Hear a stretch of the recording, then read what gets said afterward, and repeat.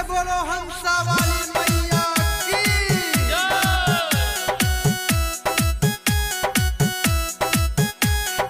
अभी आप सुन रहे हैं मैथिली जानकी रिकॉर्डिंग स्टूडियो बढ़ा से।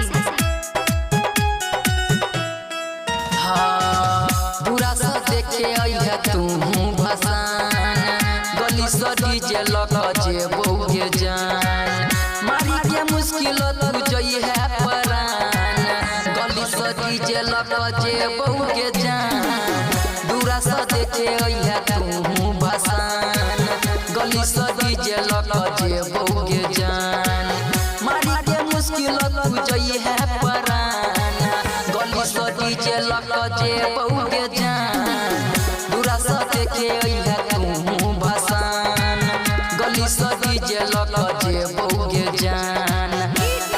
संदीप बाबू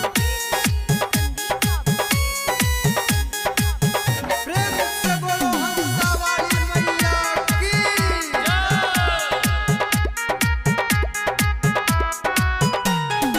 मारिया तू नजरिया जाना कन को नहीं शर्मई है डीजे पर आके कोनी कम रही लई है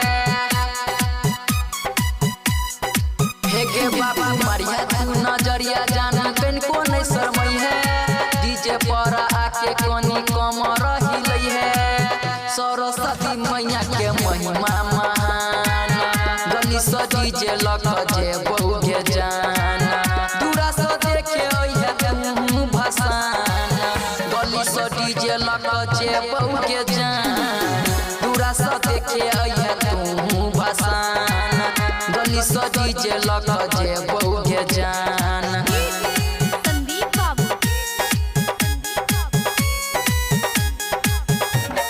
प्रेम से बोलो हंसा वाली मैया की। राइटर लक्ष्मण कहो कि ओकर तो नहीं माना डीजे पर बजते आई भसान वाला गाना हे गे बाबा राइटर लक्ष्मण कहो कि ओकर तो नहीं माना डीजे पर बजते आई भसान वाला गाना सुमित भगत के तू पतिया ले मान गली से डीजे लगा जे बउके जान दूरा से देखे आइया तू भसान गली से डीजे लगा जे बउके जान दूरा से देखे आइया तू भसान गली से डीजे लगा जे बउके जान। अभी आप सुन रहे हैं मैथिली जानकी रिकॉर्डिंग स्टूडियो बढ़ा से।